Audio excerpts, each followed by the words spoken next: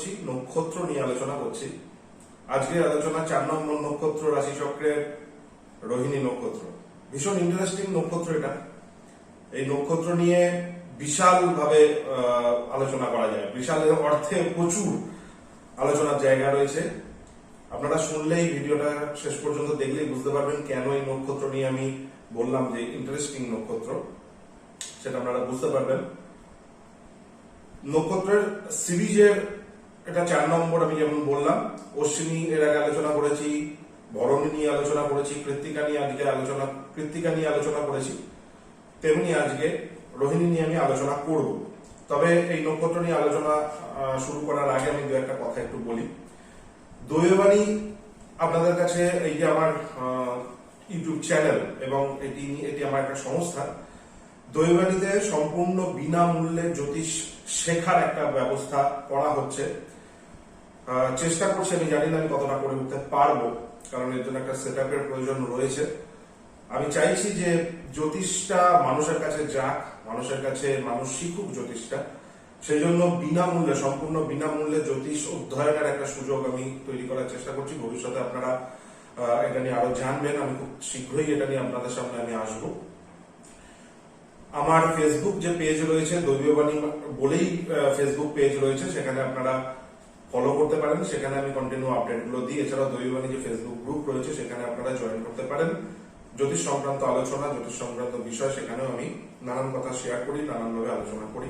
যারা জ্যোতিষ বন্ধুরা রয়েছেন তারাও সেখানে নানান রকম টপিক শেয়ার করতে পারেন, বা আপনারা মানুষের কাছে পৌঁছতে পারেন।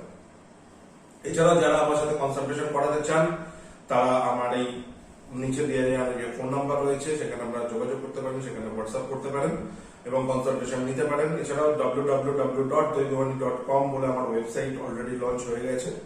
আপনারা সেখান থেকে বুকিংও করতে পারবেন এবং সেখান থেকে কোর্সও অ্যাভেলেবেল করতে নিতে পারবেন জ্যোতিষ সংক্রান্ত বিভিন্ন ব্যাপারে। এছাড়াও জ্যোতিষের বিভিন্ন ব্যাপারে এখন আমি ডেলি আমি রাশি ফল সেই নিয়ে আলোচনা করে থাকি।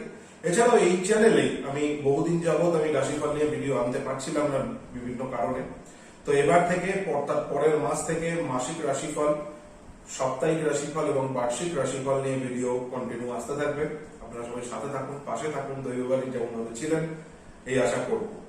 বাংলায় দৈববাণী একটা কিছু করার চেষ্টা করছে, সামাজিক ভাবে একটু এগিয়ে যাওয়ার চেষ্টা করছে। আপনাদের সহযোগিতা কিন্তু আমার ভীষণভাবে দরকার হবে।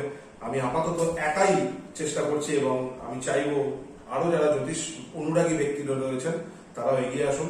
আপনারা দরকার পড়লে নিচে দিয়ে যাওয়ার ফোন নাম্বার যে রয়েছে, সেখানে আপনারা যোগাযোগ করতে পারেন, হোয়াটসঅ্যাপ করতে পারেন। তো যাই হোক, দেরি না করে শুরু করি রোহিণী নক্ষত্র নিয়ে আলোচনা। কালপুরুষ চক্রের বৃষ রাশিতে এই নক্ষত্রের অবস্থান, রোহিণী নক্ষত্রের অবস্থান 10 ডিগ্রি থেকে, বৃষ রাশির 10 ডিগ্রি থেকে 23 ডিগ্রি 20 মিনিট পর্যন্ত এই নক্ষত্রের অবস্থান। কালপুরুষ চক্রের যদি আমি হিসাব ধরি, তাহলে 40 ডিগ্রি থেকে 53 ডিগ্রি 20 মিনিট পর্যন্ত কালপুরুষ চক্রের মধ্যে এই নক্ষত্রের অবস্থান পড়ে। এটি ওভারল্যাপিং নক্ষত্র নয়। আপনারা সাধারণত জানেন যে মঙ্গলের যে নক্ষত্রগুলো হয়, রবির যে নক্ষত্রগুলো হয়, বৃহস্পতির যে নক্ষত্রগুলো হয়, এই নক্ষত্রগুলো কিন্তু ওভারল্যাপিং নক্ষত্র, অর্থাৎ একটা রাশি থেকে শুরু হয় আর একটা রাশিতে গিয়ে এই নক্ষত্রের শেষ হয়, এই নক্ষত্র শেষ হয়। কিন্তু রোহিণী নক্ষত্র ওভারল্যাপিং নক্ষত্র নয়। রোহিণী নক্ষত্র কিন্তু বৃষ রাশির মধ্যেই তার পুরো অবস্থানটা কমপ্লিট করে, অর্থাৎ 13 ডিগ্রি 20 মিনিট পুরো স্প্যানটা বৃষ রাশিতেই এর মধ্যে থাকে। রোহিণী নক্ষত্রের যে লর্ড, অর্থাৎ যে অধিপতি গ্রহ, সেই গ্রহের নাম হচ্ছে চন্দ্র। খুব ইন্টারেস্টিং এটা। চন্দ্র বৃষ রাশিতে তুঙ্গে, আপনারা প্রত্যেকে শুনে থাকবেন। তো চন্দ্র বৃষ রাশিতে, রোহিণী নক্ষত্র কিন্তু তুঙ্গ স্থান। আমরা বলা হয় শুধু রোহিণী নক্ষত্র নয়, রোহিণী নক্ষত্র কিছু চরণের হয়, দ্বিতীয় চরণে কিন্তু অ্যাকচুয়ালি তুঙ্গের স্থানটা ধরা হয়। রোহিণী নক্ষত্রের কিছু অ্যাট্রিবিউট রয়েছে। রোহিণী নক্ষত্রের যে সিম্বল রয়েছে, রোহিণী নক্ষত্রের সিম্বল হচ্ছে রথ, এবং তার সাথে সাথে গরুর গাড়ি বা শস্য পরিবহনকারী যে গাড়ি, সেই গাড়িকেও কিন্তু রোহিণী নক্ষত্রের সিম্বল হিসেবে ধরা হয়। রোহিণী নক্ষত্রের যে অধিপতি দেবতা, সেই দেবতার নাম হচ্ছে প্রজাপতি ব্রহ্মা, সৃষ্টির দেবতা ব্রহ্মা। তো সিম্বল গুলোকে এবং লর্ড অর্থাৎ অধিপতি দেবতা, এই জিনিসগুলোকে যদি আমি স্টাডি করি, অধিপতি গ্রহ, এগুলোকে যদি স্টাডি করা যায় রোহিণী নক্ষত্রে, খুব ইন্টারেস্টিং কয়েকটা টপিক, খুব ইন্টারেস্টিং কয়েকটা পয়েন্ট রোহিণী নক্ষত্র বেরিয়ে আসে। সৃজনশীলতার প্রতীক, সৃষ্টির প্রতীক, সৃষ্টি বলতে উর্বরতার প্রতীক রোহিণী নক্ষত্র। এক তো রাশি চক্রটা, এক তো বৃষ রাশিতে শুক্রের রাশি, সেখানে চন্দ্রের অবস্থান, চন্দ্রের নক্ষত্র মানে অ্যাট্রাকশনকে প্রাধান্য দেয়। সৃষ্টি হতে গেলে তার আগে কামের উৎপন্ন হয়, কাম থেকে কাম আসে অ্যাট্রাকশন, কামনা, কামনা থেকে অ্যাট্রাকশন আসে। তো সেই কামনার প্রতীক কিন্তু রোহিণী নক্ষত্র। ভালো মন্দ পরবর্তীকালে আসবো, কিন্তু এই শুরুতে স্টার্টিং এ আমি বলতে চাই, যে কোনো কিছুর সৃষ্টির বোঝাতে, যে কোনো কিছুর সৃষ্টির পোটেন্সি বোঝাতে, যে কোনো কিছুর উদ্ভাবন বোঝাতে রোহিণী নক্ষত্র কিন্তু বিশাল অবদান থাকে। অথর্ব বেদ অনুসারে এই নক্ষত্রের রং নির্ধারণ করা হয় লাল। সবচেয়ে উজ্জ্বল নক্ষত্র বলা হয় রোহিণী নক্ষত্রকে আকাশের গায়ে। পাঁচটি নক্ষত্র বলবো না, 5টি তারা নিয়ে এই নক্ষত্রটি গঠিত হয়েছে। 5টি তারা নিয়ে এই নক্ষত্রটি কিন্তু মূল গঠিত। জীবনী শক্তির প্রতীক, আমি যেমন শুরুতেই বললাম, জীবনী শক্তির প্রতীক এই নক্ষত্র। এই নক্ষত্রের মধ্যে সৃজনশীলতা প্রকাশ পায়। এই নক্ষত্রের মধ্যে প্রেম, ভালোবাসা, সুখ, আকর্ষণ, বারবার আমি আকর্ষণ কথাটা উল্লেখ করছি, ইত্যাদি বিষয়গুলো, শ্রী, যে কোনো কিছু শ্রী, সুশ্রী আমরা কথাটা বলি, সৌন্দর্য, যে কোনো কিছু সৌন্দর্যতা এই নক্ষত্র কিন্তু মূল গুণ হিসেবে বলে। এই নক্ষত্রের দুটি মূল গুণ, রজগুণ এবং তমগুণ মিশিয়ে এই নক্ষত্রের সৃষ্টি। সপ্তগুণের প্রকাশ এই নক্ষত্র খুব একটা হয় না, তমগুণ এবং রজগুণের এই প্রকাশ কিন্তু এই নক্ষত্রের মধ্যে থাকে। ইন্টারেস্টিং আমি বলছিলাম শুরুতে, ভিডিও শুরুতে আমি বললাম এই নক্ষত্র ভীষণ ইন্টারেস্টিং। কেন ইন্টারেস্টিং? তার কারণ হচ্ছে ভগবান শ্রীকৃষ্ণের জন্ম নক্ষত্র কিন্তু রোহিণী। শুধু জন্ম নক্ষত্র নয়, জন্ম রাশি, চন্দ্র রাশি এবং লগ্ন রাশি, এই দুটোই কিন্তু রোহিণী নক্ষত্রের মধ্যে দিয়ে হয়েছে, যার জন্য এই নক্ষত্রকে আরো পাওয়ারফুল বানায়। এই নক্ষত্রের অ্যাট্রিবিউটকে বুঝতে গেলে কিন্তু আমাদের প্রচন্ড রকম কনসেন্ট্রেটেড ওয়েতে ভাবতে হয়। এই নক্ষত্র কিন্তু অনেক গুণ, ভালো খারাপ মিশিয়ে কিন্তু অনেক গুণ। খারাপটা আমরা যখন কোনো নক্ষত্রের খারাপ গুণগুলো আলোচনা করবো, তা বুঝবো যে সেই নক্ষত্রটা যখন পীড়িত হচ্ছে বা প্রবলেম হচ্ছে বা ম্যালিফিক কোনো প্ল্যানেটের সাথে বসছে, আমি পরবর্তীকালে আসি। তার আগে একটু ছোট ছোট কয়েকটা জিনিস বলি। একটা ইন্টারেস্টিং গল্প আছে নক্ষত্র নিয়ে, একটু গল্প নিয়ে শেয়ার করি। আমাদের ভারতীয় বা হিন্দু মাইথোলজি অনুযায়ী 10 জন প্রজাপতি ছিলেন। সেই 10 জন প্রজাপতির মধ্যে একজন হলেন প্রজাপতি দক্ষ। সেই প্রজাপতি দক্ষের 27টি কন্যা ছিলেন। সেই 27টি কন্যাকে বিবাহ করেন চন্দ্র। সেই সময় বলা হয় চন্দ্র হচ্ছে সবচেয়ে সুন্দর ব্যক্তি, সবচেয়ে সৌন্দর্য পূর্ণ তার ব্যক্তিত্ব এবং রূপ, সবচেয়ে রূপবান ব্যক্তি হচ্ছে চন্দ্র। সেই চন্দ্রের রূপে মোহিত হয়ে 27 জন কন্যার সাথে বিবাহ দেন প্রজাপতি দক্ষ। বিয়ের পরবর্তীকালে চন্দ্র রোহিণীর প্রতি সেই 27টি যে কন্যা ছিলেন, দক্ষ প্রজাপতির যে 27 জন কন্যা ছিলেন, সেই 27 জন কন্যার মধ্যে রোহিণী হচ্ছে সবচেয়ে সুন্দর রূপ এবং লাবণ্যবতী কন্যা। চন্দ্র সেই কন্যার আকর্ষণে আকর্ষিত হয়ে সারাক্ষণ সেই কন্যার সাথেই থাকছেন, রোহিণীর সাথেই থাকছেন। সেতে বাকি যে 26টি কন্যা ছিলেন, 26 জন কন্যা ছিলেন, তারা অবজেকশন জানাচ্ছেন প্রজাপতি দক্ষের কাছে। অবজেকশন জানাচ্ছেন, প্রজাপতি দক্ষ গেলেন রেগে যে একজন কন্যার প্রতি তোমার এত আকর্ষণ, বাকি 26 জন কন্যাকে তুমি অবহেলা কেন করছো? এবং তাতে তিনি একটি অভিশাপ দিলেন যে তোমার এই যে পূর্ণতাময় রূপ, পূর্ণিমার যে রূপ তোমার সেই রূপ থাকবে না। তুমি অমাবস্যা মতো বিরাজ করবে আকাশে এবং তুমি অন্ধকারে পরিপূর্ণ হয়ে থাকবে। সেটা শুনে তো চন্দ্রমা পড়লেন মহাবিপদে। তিনি তখন গেলেন আমাদের ভগবান শিবের কাছে, বাবা ভোলেনাথের কাছে, বাবা শিব। তিনি শিবকে সব কথা খুলে বলাতে তখন শিব বললেন যে আমি অভিশাপ তো ফেরানোর ব্যাপার নেই, তবে আমি তোমায় একটা জিনিস বলতে পারি, মাসে একবার তোমাকে এই অমাবস্যার রূপ পেতে হবে। মাসে একদিন তুমি এই পূর্ণিমার রূপ পাবে, তারপরে তুমি পূর্ণিমা থেকে আস্তে আস্তে আস্তে আস্তে কমতে কমতে অমাবস্যায় পরিণত হবে, তারপর আবার অমাবস্যার রূপ থেকে বাড়তে বাড়তে বাড়তে বাড়তে পূর্ণ রূপে তুমি বিরাজ করবে। এই যে সেক্টরটা, এই যে কন্টিনিউ সার্কেলটা, এইটা বোঝানো হয়। এটা একটা মেটাফরিক গল্প, অর্থাৎ রূপক গল্প হিসেবে আমাদের যে পৌরাণিক যে লোকগাথা বা পৌরাণিক যে কথাগুলো বলা হয় সেগুলো তো সবই মেটাফরিক্যালি বলা হয়েছে, অর্থাৎ রূপকের আকারে আমাদের বর্ণনা করে, যাতে আমাদের বুঝতে সুবিধা হয়, গল্পের আকারে বুঝতে মানুষের অনেক সুবিধা হয়। তো এর থেকে বোঝা যায় আমাদের জীবনও তো তাই, আমরা কখনো খুব ভালো থাকি, আবার কখনো নিচু হয়ে যাই, আবার সেখান থেকে আলোর দিকে যাত্রা করি, আবার খুব আলোর একদম পূর্ণ আলোকিত হয়ে যাওয়ার পরে আবার আমাদের আস্তে আস্তে নিচের দিকে ধাবিত হতে হয়, আবার অন্ধকারে নিমজ্জিত হতে হয়, তারপর আবার মানে এটা একটা সাইকেল, এটা একটা লাইফ সাইকেল বলতে পারেন। আমাদের জ্যোতিষেও এটা একটা পূর্ণ ব্যাখ্যা রয়েছে। আমরা জন্মান্তরবাদে বিশ্বাস করি, জ্যোতিষ শাস্ত্র মানতে গেলে জন্মান্তরবাদ, কর্ম ইত্যাদিকে ভীষণভাবে বুঝতে হয়। তো আমাদের মৃত্যু হয় না, আমরা জীবনকে পূর্ণ প্রকাশ হিসেবে বর্ণনা করা হয়েছে এখানে। তারপর জীবন যখন পূর্ণ প্রকাশ হয়, তারপর জীবনে আস্তে আস্তে জড়া আসতে থাকে, পার্থক্য আসতে থাকে, আস্তে আস্তে আস্তে আস্তে দেহ ছেড়ে দিতে হয় আমাদের, তারপর আবার নতুন দেহের সন্ধানে আমাদের অন্ধকারে নিমজ্জিত হতে হয়, এবং তারপর আবার আমরা নতুন দেহ পাই, নতুন দেহ পেয়ে আবার পূর্ণরূপে প্রকাশ করি এবং কর্ম করার ক্ষমতা থাকি। এটা একটা আমাদের লাইফের সাইকেল, জীবনের সাইকেল। এটা আমরা বিশ্বাস করি, বিলিভ করি, এবং আমাদের এটা আমাদের সনাতন ধর্ম আমাদেরকে আমাদের যে আধার, আমাদের যে ধর্মের আধার বা আমাদের যে স্পিরিচুয়াল প্র্যাকটিসের আধার বা স্পিরিচুয়াল আধ্যাত্মিকতা শিক্ষার আধার, এই কথাই বারবার কিন্তু বলা হয়। তেমনি এই নক্ষত্রের মধ্যে কিন্তু এই বিষয়টা বোঝানো হয়েছে, খুব সুন্দরভাবে বোঝানো হয়েছে। আপনি যদি ভালো করে খেয়াল করে দেখেন, বৃষ রাশিটা শুক্রের রাশি, এবং এই যে লর্ড, এই নক্ষত্রের লর্ড চন্দ্র, শুক্র এবং চন্দ্র দুটোই কিন্তু সৌন্দর্যের প্রতীক, অ্যাট্রাকশনের প্রতীক, মন মানসিকতার প্রতীক। শুক্রের চন্দ্র মন মানসিকতার প্রতীক, শুক্র হচ্ছে সৌন্দর্যের প্রতীক। এই দুটো যখন মেশে সুন্দর একটি মনের মানুষ সবচেয়ে বেশি অ্যাট্রাকটিভ হয়। যতটা সুন্দর দেখতে তো অবশ্যই একজন অ্যাট্রাকটিভ মানুষ হয়, কিন্তু সুন্দর মনের মানুষ এই জগতে পাওয়া কিন্তু খুব দুর্লভ। সেই জন্য রোহিণী নক্ষত্রের জাতক বা জাতিকে আমরা খুব সুন্দর মনের মানুষ হিসেবে বলতে পারি।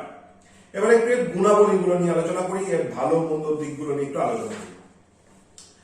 আপনারা যদি পজিটিভ হয়, রোহিণী নক্ষত্রের জাতক বা জাতিকা যারা জন্মাচ্ছেন রোহিণী নক্ষত্রে, সেটা যদি পজিটিভ নক্ষত্র হয় আপনার হরোস্কোপে বা আপনার রাশি চার্টে, তাহলে কিন্তু বেশ কয়েকটা ভালো ভালো গুণের আপনি অধিকারী হতে পারবেন, এবং খুব পাওয়ারফুল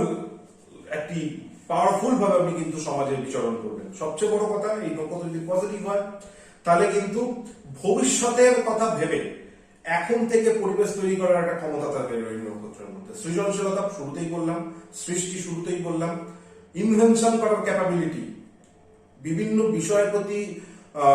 বিষয়কে অন্ধকার থেকে তুলে আনার ক্ষমতা এই নক্ষত্রের মধ্যে থাকে। যার জন্য এই নক্ষত্রের মধ্যে মানে আমরা ডিটেকটিভ গল্প অনেক সময় পড়ি না, বিভিন্ন জিনিসটাকে যারা ডিটেকটিভ হয় তাদের কিন্তু রোহিণী নক্ষত্রের ভালো সুপ্রভাব থাকে তাদের হরোস্কোপে ভীষণভাবে জরুরি। বিশেষত যারা পুলিশ ডিপার্টমেন্টে চাকরি করেন, এখন ডিটেকটিভ ডিপার্টমেন্টে চাকরি করেন, তাদের হরোস্কোপ স্টাডি করলে দেখা যায় কিন্তু রোহিণী নক্ষত্রের খুব ভালো অবস্থান তাদের হরোস্কোপে থাকে, রোহিণী নক্ষত্রের শুভ অবস্থান তাদের মধ্যে থাকে, তাদের হরোস্কোপে কিন্তু পাওয়া যায়। বিতর্ক বিবাদ না করে যে কোনো সিচুয়েশনকে নিজের কন্ট্রোলে নিয়ে আসার ক্ষমতা থাকে এই নক্ষত্রের মধ্যে। পজিটিভ ম্যানার যদি পজিটিভ হয়, ঝগড়া ঝাঁটির মধ্যে খুব একটা এরা যেতে পছন্দ করেন না।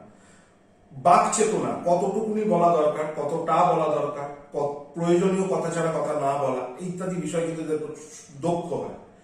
ভীষণ রকম কথা দিয়ে মানুষকে বশ করার ক্ষমতা থাকে, মানুষকে সঠিক গাইডেন্স দেখানোর ক্ষমতা থাকে, সঠিক পথ দেখানোর ক্ষমতা থাকে। এই যে আপনারা দেখেন না, বিভিন্ন বড় বড় রাজনেতা বা যারা প্রচুর মানুষের সমাগম হয়ে রয়েছে, এমন জায়গায় একজন বক্তৃতা দিচ্ছেন, লোক হাততালি দিয়ে যাচ্ছে, শুনছে তার কথা, কন্টিনিউ শুনছে, ঝড় জল বন্যা বৃষ্টি রোদ সব উপেক্ষা করে তিনি তার প্রিয় মানুষটিকে দেখার জন্য দাঁড়িয়ে আছেন। এগুলো কিন্তু পজিটিভ রোহিণী নক্ষত্র হরোস্কোপে থাকলে এই জায়গাটা তৈরি হয়।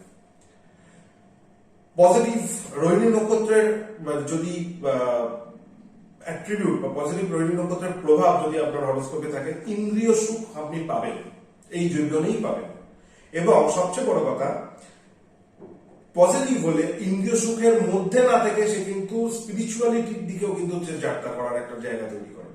কর্মের কন্টিনিউ কর্ম করার একটা প্রবণতা এই নক্ষত্রের মধ্যে থাকে, কর্ম ছাড়া বাঁচতে পারে না এই নক্ষত্র। কন্টিনিউ কর্ম, সুষ্ঠুভাবে সুন্দরভাবে পরিশীলিতভাবে এই কর্ম করার একটা জায়গা তৈরি করার একটা কিন্তু প্রবণতা এই নক্ষত্রের মধ্যে থাকে। কয়েকটা নেগেটিভ ইম্প্যাক্ট হয়। আরেকটা আছে, বৈষয়িক চেতনা এর মধ্যে থাকে, বিষয় আশায় রিলেটেড চেতনা, সমাজ সম্পর্কে চেতনা ভীষণভাবে থাকে। সঠিক কথাবার্তা বলার জন্য খুব বিখ্যাত হয় এনারা। দেখবেন অনেক সময় কি হয়, সেই মধু থাকলে যেমন মৌমাছি চাকে থাকে, তেমনি রোহিণী নক্ষত্র, শুভ রোহিণী নক্ষত্র হলে তার আশেপাশে সবসময় সে একটা পরিবেশ পরিমণ্ডল হয় যেখানে সবসময় মানুষ সাথে পান, কারণ তার কথা মানুষ শুনতে চায়, তার কথা মানুষ জানতে চায়, সে কি বলছে সেটা খুব ইম্পর্টেন্ট হয়ে যায় মানুষের লাইফে। আপনি শ্রীকৃষ্ণের জীবনটা যদি ভগবান শ্রীকৃষ্ণের জীবনটা ফলো করেন, তাহলেই বুঝতে পারবেন যে রোহিণী নক্ষত্রের এফেক্ট কতটা সাংঘাতিক, কতটা প্রভাবশালী আমাদের জীবনে। এই নক্ষত্রের মধ্যে ইনভেনশন ক্যাপাবিলিটি, যেমন বললাম, যারা সায়েন্টিস্ট রয়েছেন, রোহিণী নক্ষত্র শুভ যদি রোহিণী নক্ষত্র হয় সেক্ষেত্রে কিন্তু একদম কোর কয়েকটা জিনিস থেকে, একদম অন্ধকার জিনিস থেকে একটা দারুণ জিনিস ইনভেনশন করার ক্ষমতা কিন্তু এই নক্ষত্রের মধ্যে থাকা জাত ব্যক্তিদের মধ্যে কিন্তু থাকে। মূল্য নির্ধারণ, বৈষয়িক চেতনা যেমন বললাম, মূল্য নির্ধারণ, যে কোনো বিষয়ে যে কোনো কিছুকে সঠিক মূল্য নির্ধারণ করার ক্ষমতা কিন্তু এই নক্ষত্রের মধ্যে থাকে। এবং মূল্য নির্ধারণ করতে গেলে যেটা লাগে সেটা হচ্ছে সঠিক বিচার এবং সঠিক জ্ঞান, সঠিক নলেজ। তো বিচার বিবেচনা করে একটা বস্তুর, একটা সাবজেক্টের বা একটা মানুষের বা যে কোনো কিছু সঠিক মূল্যায়ন করার ক্ষমতা এই নক্ষত্রের মধ্যে কিন্তু থাকে। এবার একটু নেগেটিভ জিনিসটা নিয়ে আলোচনা করি। যদি নেগেটিভ হয়, নক্ষত্র যদি নেগেটিভ হয়, নেগেটিভ আমরা কিভাবে বলছি, বেশ কিছু প্যারামিটার্স আছে অ্যাস্ট্রোলজিক্যালি ক্যালকুলেশন অনুযায়ী। তো তার মধ্যে কিছু, যেমন অষ্টমের সাথে, ষষ্ঠের সাথে, দ্বাদশের সাথে যোগাযোগ, এর লর্ডের যোগাযোগ, ষষ্ঠপতি, অষ্টপতি বা দ্বাদশপতির সাথে এই নক্ষত্রের অবস্থান ইত্যাদি বিভিন্ন আরো অনেক কিছু দেখার ব্যাপার থাকে, দৃষ্টি ইত্যাদি আরো অনেক কিছু বিষয় থাকে। সেগুলো দেখে যদি আমি দেখি ম্যালিফিক যদি হয়, তাহলে কিন্তু কিছু কিছু জিনিস ভয়ঙ্কর নেগেটিভ হয়ে যায়। যেমন সবচেয়ে বড় কথা, সন্দেহ প্রবণতা, সন্দেহবাতিক মন। রিলেশনশিপে মারাত্মক রকম সমস্যা হতে পারে এই সন্দেহবাতিক মনের জন্য। যদি আপনাদের কারোর মধ্যে এরকম সমস্যা, কারোর পরিবারের মধ্যে আপনাদের যদি সমস্যা হয়, কমেন্ট বক্সে আমায় জানাতে পারেন। এবং হরোস্কোপে দেখা দরকার তার রোহিণী নক্ষত্রের পজিশন কিরকম ভাবে রয়েছে, রোহিণী নক্ষত্র কোন কোন প্ল্যানেটকে প্রভাব দিচ্ছে, বা কোন কোন নেগেটিভ প্ল্যানেট রোহিণী নক্ষত্রের দ্বারা প্রভাবিত হচ্ছে। এছাড়া অল্পেতে চটে যাওয়া, রেগে যাওয়া, অত্যাধিক বিলাস ব্যসনে জীবনকে ব্যয় করা, জীবনকে নষ্ট করা, ইন্দ্রিয় সুখের পেছনে কন্টিনিউ ছোটা, একেবারেই আধ্যাত্মিক চেতনা না থাকা, সম্পূর্ণ অর্থ অর্থ অর্থ অর্থ, টাকা পয়সা, বাড়ি গাড়ি ইত্যাদির পেছনে কন্টিনিউ নিজেকে সবসময় রাখা, এগুলো কিন্তু রোহিণী নক্ষত্রের একটা ভয়ঙ্কর নেগেটিভ প্রবণতা। এছাড়া করতে না পারা, রাগকে পুষে রেখে সারা জীবন পুষে রাখা, ক্ষমা করতে না পারা, রোহিণী নক্ষত্র নেগেটিভ হলে কিন্তু এই প্রবলেম হয়। ওভার কনফিডেন্স, স্টেজে মেকআপ করে দেবো, যা হবে দেখা যাবে, দুঃসাহসিকতা কিছু কিছু ক্ষেত্রে বলা যায়, আবার বেশ কিছু ক্ষেত্রে ওভার কনফিডেন্স। এই ওভার কনফিডেন্সের জন্য তাদের অনেক রকম ক্ষতির শিকার, এই ক্ষতির সম্মুখীন হতে হয় এই লাইফের মধ্যে হতে হয়। তো এই রকম বিভিন্ন বিষয় কিন্তু নেগেটিভ অ্যাসপেক্ট কিন্তু হয়ে যায়। আপনাদের হরোস্কোপে দেখুন, ভালো যে গুণগুলো বললাম, খারাপ যে গুণগুলো বললাম, সেগুলো মেলান এবং দেখুন, এবং আমাকে কমেন্ট বক্সে কমেন্ট করে জানান যে আপনাদের মধ্যে এই জিনিসটা দেখতে পাচ্ছেন কিনা। এবং রোহিণী নক্ষত্রকে ভালো করে স্টাডি করা দরকার। নক্ষত্র স্টাডি ভীষণ ইম্পর্টেন্ট একটা স্টাডি। আপনারা যত রকম অ্যাস্ট্রোলজির ব্রাঞ্চ আছে, প্রত্যেকটা ব্রাঞ্চই কিন্তু নক্ষত্রকে চট করে অস্বীকার করতে পারে না। এছাড়াও শুধু নক্ষত্রের প্যারামিটার বা শুধু নক্ষত্রের স্টাডিরও একটা সম্পূর্ণ আলাদা, সম্পূর্ণ এই বৈদিক নারী অ্যাস্ট্রোলজি বা যে আদার্স যে ব্রাঞ্চ, শুধু নাক্ষত্রিক দৃষ্টি দিয়ে বিচার, জ্যোতিষের কিন্তু একটা মহান জায়গা। মানে শুধু নাক্ষত্রিক বিচার দিয়ে বহু জিনিস আপনার প্রেডিক্ট করা সম্ভব, এবং এমন কিছু কিছু জিনিস প্রেডিক্ট করা সম্ভব যেগুলো হয়তো সাধারণভাবে শুধু হরোস্কোপ থেকে বিচার করা যাচ্ছে না। নক্ষত্রের মারাত্মক রকম ইম্পর্টেন্ট রয়েছে। আমাদের যে মহাদশা শুরু হয়, দশা অন্তর্দশা সম্পূর্ণ নক্ষত্রের উপরে থাকে, সম্পূর্ণ নক্ষত্রের দ্বারা হয়, ক্যালকুলেশনটা হয়। সুতরাং নক্ষত্রকে অস্বীকার করার কোনো জায়গা নেই, শুধু জায়গা দিতেও নেই, নক্ষত্র দিয়েই আমাদের মূল বিচারগুলো উঠে আসে। একটা মানুষের ভিতরটা কিন্তু এই নক্ষত্র স্টাডি দিয়ে উঠে আসে, নাক্ষত্রিক স্টাডি, তার হরোস্কোপের নাক্ষত্রিক স্টাডি দিয়ে তার ভেতর এবং বাইরে দুটোই আমরা কিন্তু প্রবলভাবে দেখতে পারি, খুব সুন্দরভাবে সূক্ষ্মভাবে দেখতে পারি। তো আপনারা জ্যোতিষ শিখুন, জ্যোতিষ পড়ুন। আজকে এতটুকুনি আলোচনা করলাম। রেমিডি নিয়ে আমি খুব একটা আলোচনা করছি না, এখন জেনারেল একটা ডেসক্রিপশন নিয়ে আলোচনা করছি নক্ষত্রের। পরে আসবো, নক্ষত্রের আরো অনেক ব্যাখ্যা রয়েছে, যেমন আমি অশ্বিনী, ভরণী, কৃত্তিকা, রোহিণী নিয়ে বলতে বলতে যাচ্ছি, এরকম পরপর পরপর যাবো, প্রথমে শেষ করব, তারপরে নক্ষত্রের যে 4টে প্যারামিটার, নক্ষত্র যেমন একটা খাট বা একটা মানে গাড়ি যেমন 4টে চাকা হয়, তেমনি একটা খাটের ধরুন 4টে যেমন পায়া হয়, তেমনি একটা নক্ষত্রের 4টে চরণ হয় বা 4টে অংশ হয়। এই প্রত্যেকটা অংশের আবার এক একটা আলাদা আলাদা করে গুণাবলী কিন্তু থাকে, এবং সেই অংশে কোনো গ্রহ পড়লে তার এফেক্ট কিন্তু আমাদের লাইফে হয়, এবং এগুলো নিয়ে কিন্তু একটা হিউজ স্টাডির ব্যাপার থাকে। তো আমি আসবো, এগুলো ছোট ভিডিওর মধ্যে বলা সম্ভব না সবটা, তো আমি চেষ্টা করবো ভবিষ্যতে আরো ফিউচারে এই ভিডিওগুলোকে কন্টিনিউ নিয়ে আসার। প্রত্যেকে ভালো থাকুন, জ্যোতিষটা শিখুন, জ্যোতিষটা পড়ুন, জ্যোতিষ সম্পর্কে জানুন, আর শুরুতে যেমন বললাম জ্যোতিষের সাথে বাঁচুন। জ্যোতিষ আমাদের লাইফে, আমাদের কাছে জ্যোতিষ ভগবান, জ্যোতিষযুক্ত মানে অর্থাৎ ভগবানকে দেখা বা ভগবানকে বোঝার যে সাবজেক্ট, যা বিজ্ঞান, সেটার নামে কিন্তু জ্যোতিষ। ভগবানের আলোকে স্টাডি করার সাবজেক্ট জ্যোতিষ। ভগবানকে তো আমরা বুঝতে পারবো না, ভগবানের দেখানোর যে আলো, তার কিরণ, তাকে স্টাডি করি আমরা। তো আজকে এইটুকুনি, প্রত্যেকে ভালো থাকবেন। আবারও বললাম, দৈববাণীর সাথে যুক্ত হন। জ্যোতিষ অনুরাগী বন্ধুদের কাছে, সবার কাছে আবেদন যে জ্যোতিষটাকে, দৈববাণীর সাথে যুক্ত হন, দৈববাণীকে এগিয়ে নিয়ে চলুন। আমি তো একটা ক্ষুদ্র মানুষ, আমি তো বেশি দূর পারবো না। আর যারা কনসালটেশন নিতে চাইছেন তারা অবশ্যই যোগাযোগ করে দেবেন নিজে দেওয়া নাম্বারে, এবং আমার চেম্বারে এসে তারা দেখাতে পারেন। অনলাইন অফলাইন দুরকম ভাবেই কিন্তু আপনারা কনসালটেশন নিতে পারবেন। আর কেমন লাগলো ভিডিওগুলো একটু জানাবেন, কেমন লাগছে ভিডিওগুলো একটু জানাবেন। আর ফেসবুকে ফলো করুন আমাকে, দৈববাণী বলেই সার্চ করুন, সেখানে আমি জ্যোতিষ বিষয়ে আরো টপিক নিয়ে আলোচনা করবো। আর কোন কোন টপিকগুলো নিয়ে জানতে চান, সেরকম টপিক যদি আপনাদের কিছু মনে থাকে, আপনারা অবশ্যই ভিডিও কমেন্টে জানাবেন। আমি চেষ্টা করবো সেখান থেকে টপিক নিয়ে আপনাদের কাছে, আপনাদের সামনে তুলে ধরার, আলোচনা করার। আজকে বিদায় নিচ্ছি, প্রত্যেকে ভালো থাকবেন।